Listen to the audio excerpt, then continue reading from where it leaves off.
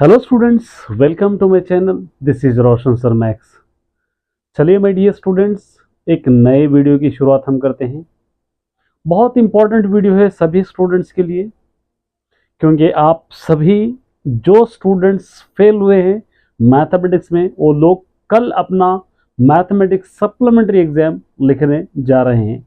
उन स्टूडेंट्स के लिए कुछ टिप्स बताऊंगा मैं, और जितना मुझको आता है उतना मैं बताने की कोशिश करूंगा।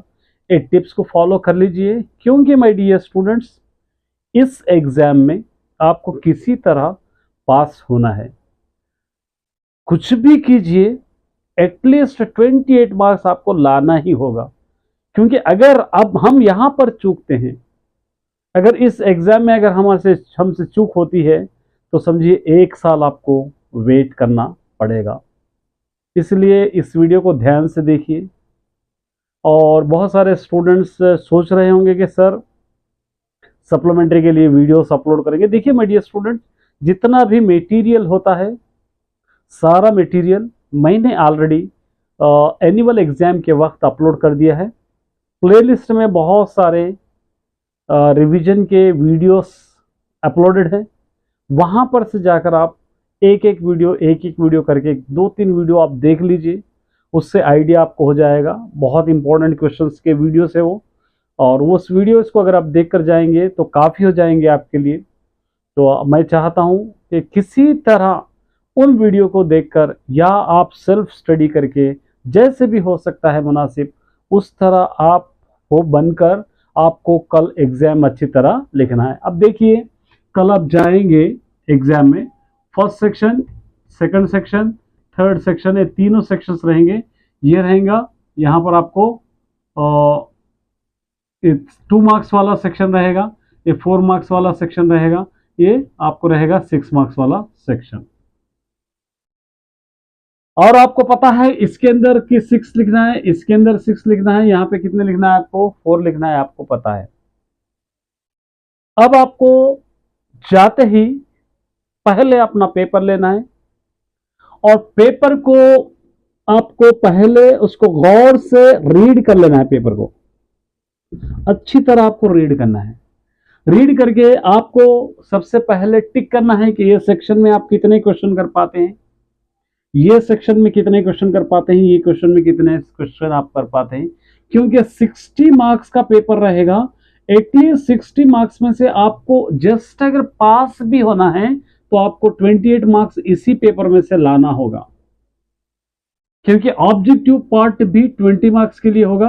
ये पार्ट बी में कभी कभी अगर आप परफेक्टली करते हो, कॉन्फिडेंस से करते हो, कभी अच्छे मार्क्स मिलते हैं। अगर आप इसी तरह डमी क्वेश्चंस करते हो, अंदाजे से लिखते हो, तो कभी लगेंगे कभी नहीं लगेंगे। इसलिए जहां तक हो सके आपको सब्जेक्टिव से ही कवर करना होगा। फिर एक बार वार्न करना हूं आप सभी स्टूडेंट्स को, आज नाइट बैठिए, पूरी नाइट बैठिए आप। क्योंकि एक एग्जाम 2 एग्जाम में पास फेल हुए हैं बहुत सारे स्टूडेंट। पूरी नाइट बैठिए, वीडियोस चेक कीजिए, जितने आपको क्वेश्चंस आते हैं रिवीजन कीजिए। कल आपको हो सका तो कल आप जाकर अपना एग्जाम अच्छी तरह लिख कर आइए। उसके बाद आपको सोना है तो सोइए। अगर आप टाइम पास करेंगे उसी तरह, ऑलरेडी आप एक्सपीरियंस्ड है, एनुअल एग्जाम लिख चुके हैं, आपको पता है क्वेश्चन पेपर कैसे रहेगा, सेंटर कैसे रहेगा, और हॉल कैसे रहेगा। इसके बारे में मुझको ज़्यादा कुछ बोलने की ज़रूरत नहीं है। ऑलरेडी एक्सपीरियंस है, आपको पता ही है। उस एक्सपीरियंस को यहाँ पर अप्लाई करके आपको किसी तरह 28 मार्क्स लाना ही है। मैं चाहता हूं कि आप 60-70 मार्क्स ला लीजिए, लेकिन अगर 60-70 मार्क्स से अगर हम नहीं ला सकते तो एटलीस्ट 28 मार्क्स आपको यहाँ पर से लाना है। अब अगली क्लास में जब जाएंगे वहां पर सोचिए अपने जीपीए के बारे में, अपने ग्रेड के बारे में, अपने मार्क्स इंक्रीज करने के बारे में। लेकिन माय डियर स्टूडेंट, इस स्टेप को तो आप पार कीजिए। ये एक संकट की घड़ी है, यहां पर एक आपको पुशअप की जरूरत है। यहां से अगर पार हो जाएंगे, आगे जो चाहे आप कीजिए, वहां पर आपको मौका मिलेगा। बहुत सारे अपॉर्चुनिटीज रहेंगे वहां पर आपको। आपका एम क्या है, आपका टारगेट क्या है? आप सीईसी लेना है तो लीजिए, एमपीसी लेना है, मैथमेटिक्स में इंटरेस्ट है तो लीजिए, या फिजिक्स केमिस्ट्री में इंटरेस्ट लेना है, बाईपीसी लेना चाहते हैं लीजिए, एमएलटी ले लीजिए, ओकेशनल को जो चाहे वो ले लीजिए, लेकिन आपको 10th क्लास आपको यहाँ से पास करना है। बहुत सारे स्टूडेंट्स एक सब्जेक्ट, दो सब्जेक्ट में फेल्ड है, सिंगल सब्जेक्ट में फेल्ड है, तो उस एक सब्जेक्ट पे मेहनत करना है आपको। देखिए 6 सब्जेक्ट ऑलरेडी आप 6 सब्जेक्ट में से ऑलरेडी 5 सब्जेक्ट आराम से निकाल चुके हैं, तो एक सब्जेक्ट आपके लिए कोई बड़ी बात नहीं है, आराम से आप निकाल पाते हो। लेकिन उसके लिए थोड़ा डेडिकेशन से, थोड़ा सब्र से, ट्रिक के साथ आपको पढ़ना पड़ेगा।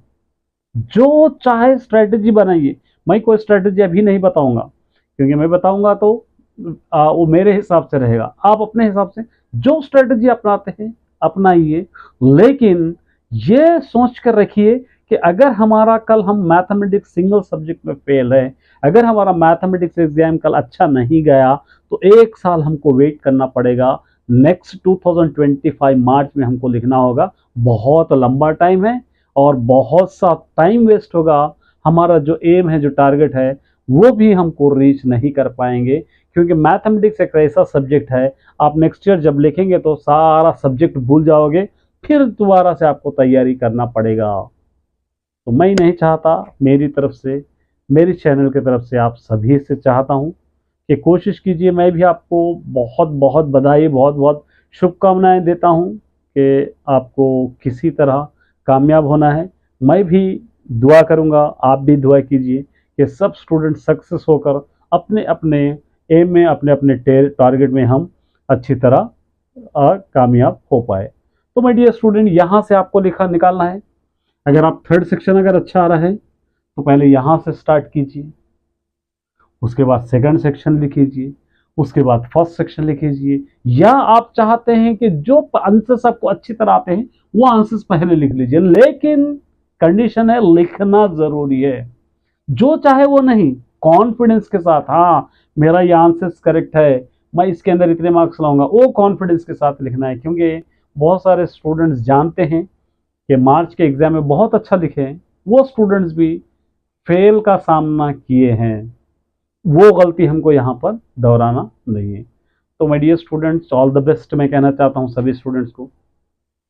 कल आप सभी का एग्ज़ाम है, उम्मीद करता हूँ कि एग्ज़ाम बेहतर जाएगा। उसके बाद आप एग्ज़ाम लिखने आने के बाद मैं उसका रिव्यू भी करूँगा, रिव्यू भी चेक कर लीजिए। लेकिन फिर एक बार दोहराता हूँ, पास होना ज़रूरी है। कुछ भी कीजिए, कहीं से भी लिखिए, लेकिन टारगेट, एम, आपका निशान एक ही पे होना चाहिए कि किसी तरह इन सब्जेक्ट में हमको आगे बढ़ना ही है, वरना हमारे पास कोई दूसरा रास्ता नहीं है। बस इसके साथ ही मैं एंड करता हूँ। माय डियर स्टूडेंट, आप सभी ने मुझे बहुत सपोर्ट किया है, उस सपोर्ट के लिए मैं सभी का धन्यवाद अदा करता हूँ। और बहुत सारे स्टूडेंट्स से ट्रस्ट किया है, उनके ट्रस्टवर्दी के लिए भी मैं धन्यवाद अदा करता हूँ। बस यही चाहता हूँ कि आप जो कुछ बचे हुए हैं, कुछ स्टूडेंट्स बचे हुए हैं 10%, 20%, वो स्टूडेंट्स भी अच्छी तरह पास होकर आगे बढ़े, ताकि आप अपने लाइफ में सेटल हो सके। All the best my dear student.